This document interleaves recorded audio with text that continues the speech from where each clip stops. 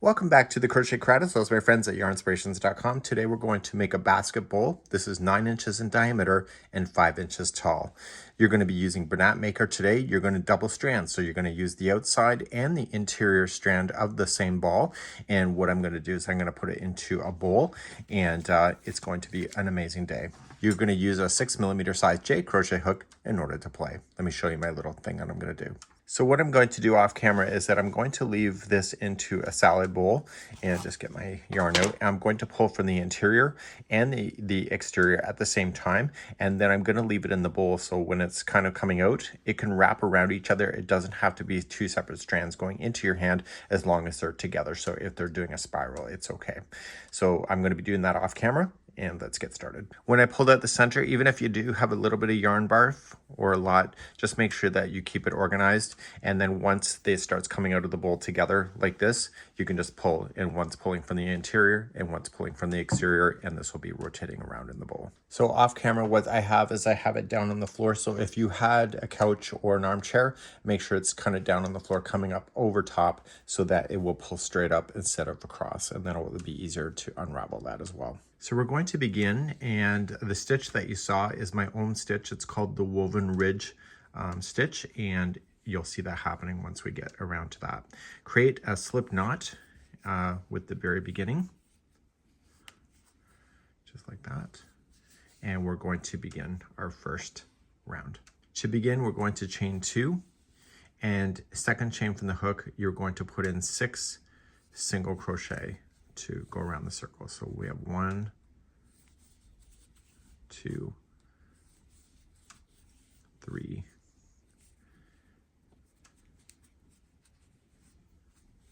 4,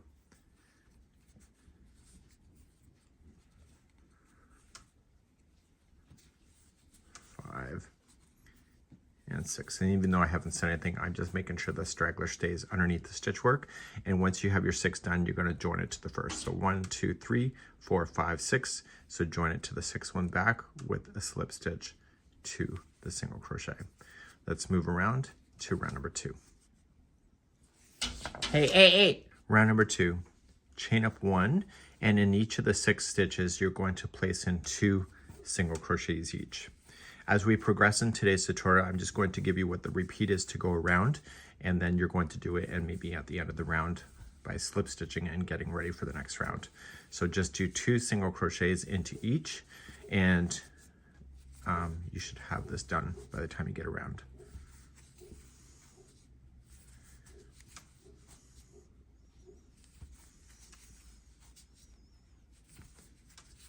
Okay, and here's my last one.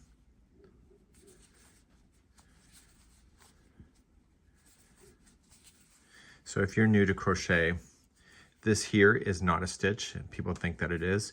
And if you count, you'll see that there's 12. So 1, 2, 3, 4, 5, 6, 7, 8, 9, 10, 11, 12. And so this here is leading into the very beginning. So therefore that's not a stitch, and you'll slip stitch and move on to round number 3. So here's where I'm going to give you the repeating to do round. Chain up 1, and you are going to apply 1 single crochet in the first one, the same one as the join. And then the next one will have 2 single crochets into the same stitch. And that's going to be your repeat going around. Okay, so we have 1 into the next, and then 2 into the next one after that. Please do this around for round number 3. So when you get around on round number 3, make sure you just join it with the slip stitch. This is expected going further, so just make sure you always join. Let's move on to round number 4. Round number 4, chain up 1, and the first 2 in a row will be 1 single crochet by itself. And then the next one has 2 into the same stitch. That's your repeat going around for round number 4. So the next 2 are by itself, and then 2 into the next. Please do that around. I'll see you at the end of number 4. Ready for round number 5. Chain up 1. The first 3 in a row are 1 single crochet. So we have 1, 2, and 3, and then 2 into the next. And you'll do that all the way around. So 3 in a row, and then 2 into the next. Do this around for round number 5. Round number 6, chain up 1.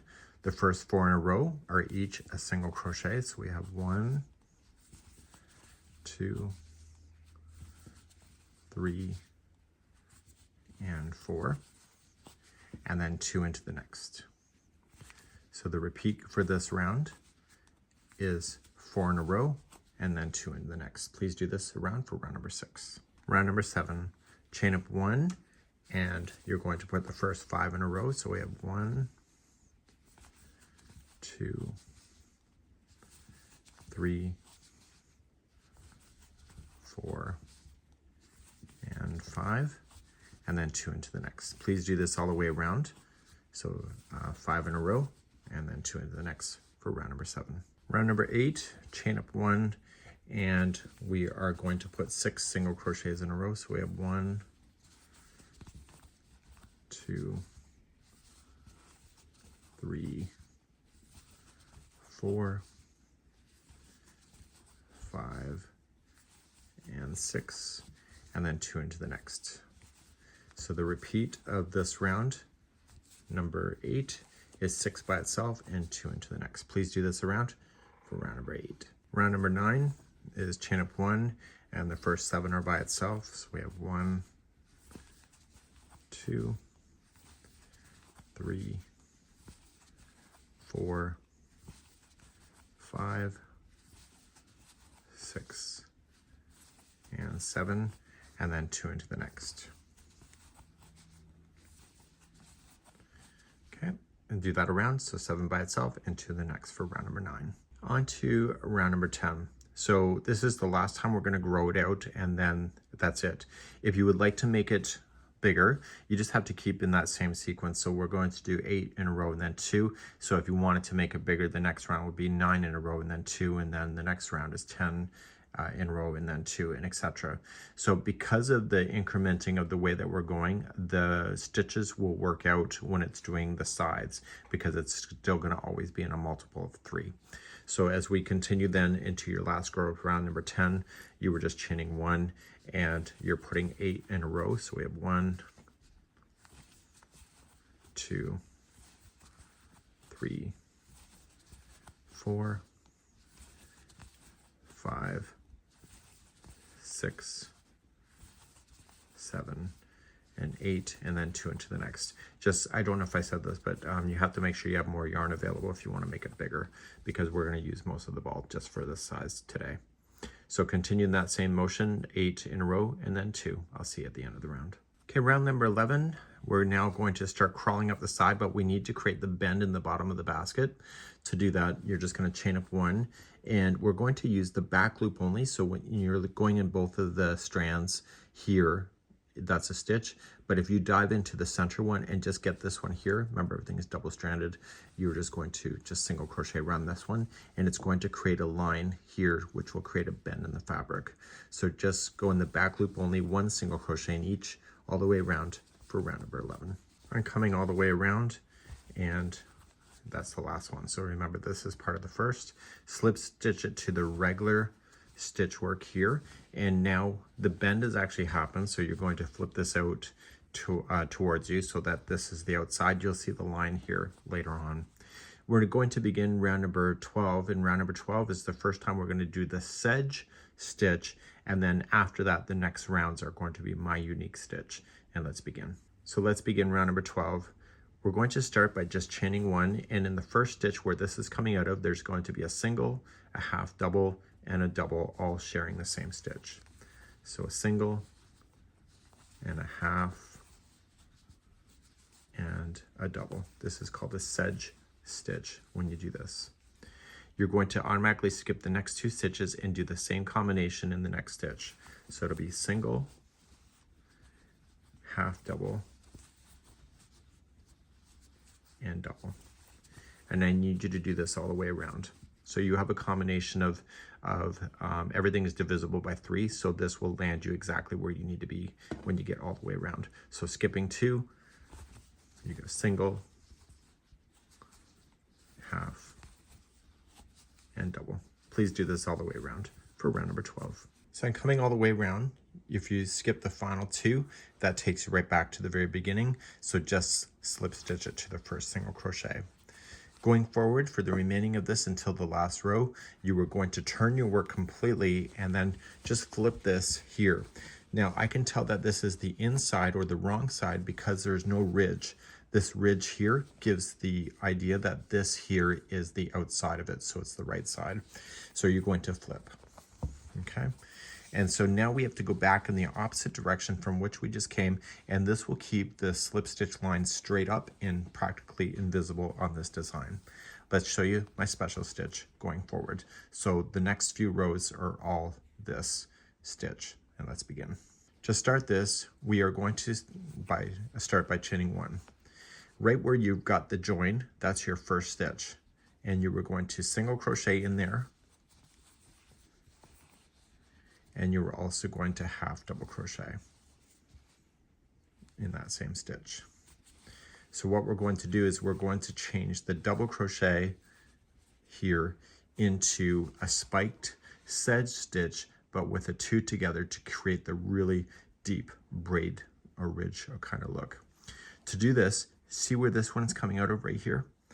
Let me grab another crochet hook right here. That's where you're going to go. It's almost like a star point, how it's coming here. And you were going to yarn over and go right into that hole. And this will drag up over top of the ridge of the edge. And you're just going to wrap it and pull through. Give it a bit of slack. Pull through 2 and hold. And do that one more time. So yarn over and into the same spot. Yarn over, pull through. Pull it to the same height of the last one. You'll get used to it and pull through. And then you'll have what looks like 3 loops on the hook. Pull through all 3. That's a 2 together double crochet. So here, when you look at it, there's 1 stitch right here and here. And so you're skipping 2 stitches and you're going right here to start. To go right here, you're going to single crochet and half. And now the 2 together double crochet will come in right here. So it's slightly just back in this direction.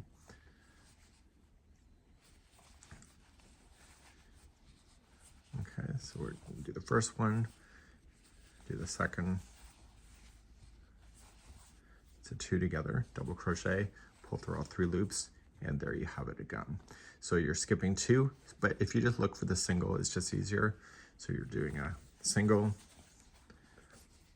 a half, and then a 2 together right down here.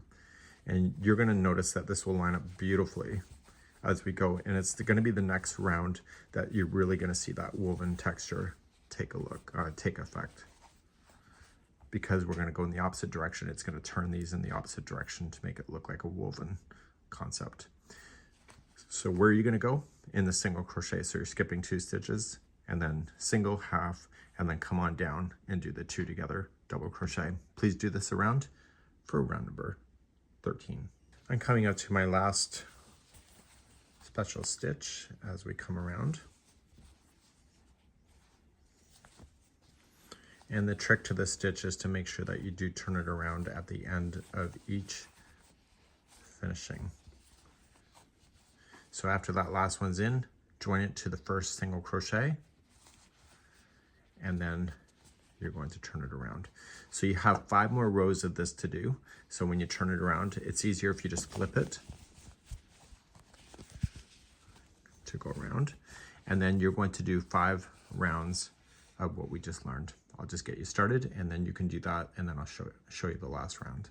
To start again, you're just going to chain 1 because we've already turned it, and in the same one of the join, you see where this is coming out of, you'll do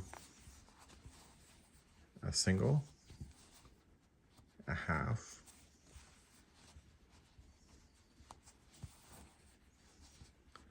and then you're going to look towards the next one. See how this is kind of bunching right here? It's right here and here and etc. So just go right there. So it's a 2 together double crochet. The first one always looks a little weird, but you can manage to get through it.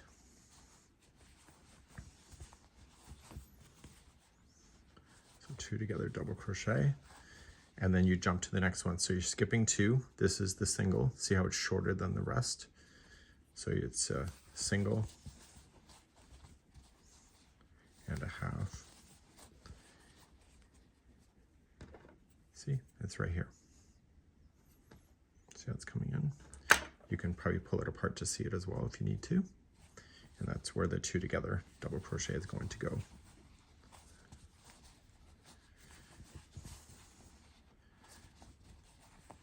Okay, and then skipping two, single, half,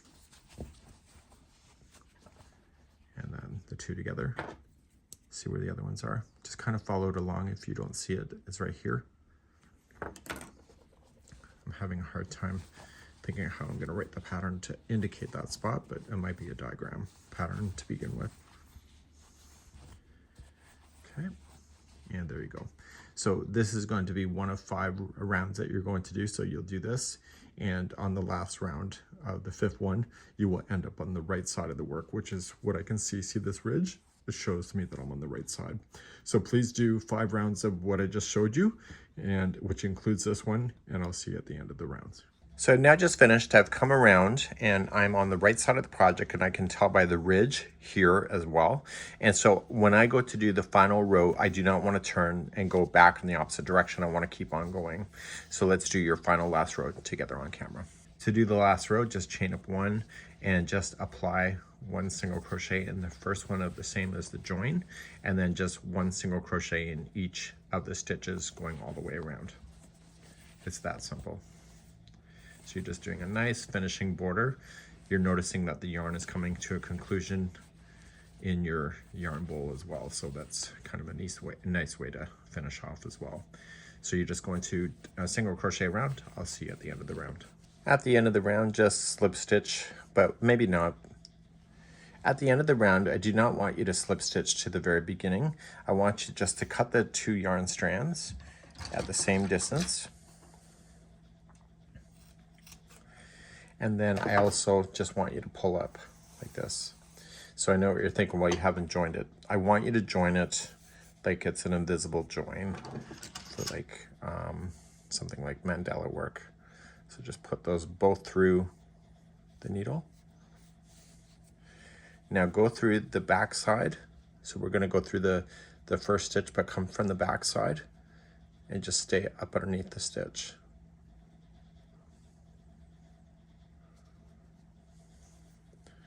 And pull through. And when you come and pull, you want this distance here to be the same distance. So go down through the middle and towards the inside of the basket. And when you pull the first pull, make sure that it looks the same distance. Okay, so right here, looks like it's the same distance, and then just turn it to the interior and secure in your loose ends. So I would just work my way down the interior, just stay away from the top surface. This yarn is pretty thick, so you may want to tie it into a knot at some point. So make sure the first pull down doesn't change the distance, and then just keep weaving in your ends. Do not allow this needle to get to the right side of the work, the good side.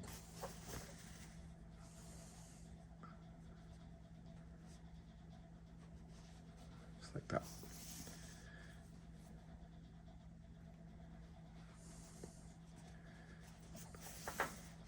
Okay, you're good to go. I don't see no evidence on the other side, which is good. And then you can safely trim your work. If you have any loose ends right at the very beginning, you went over top of that, hopefully. And so then you'll be able to cut that down as well.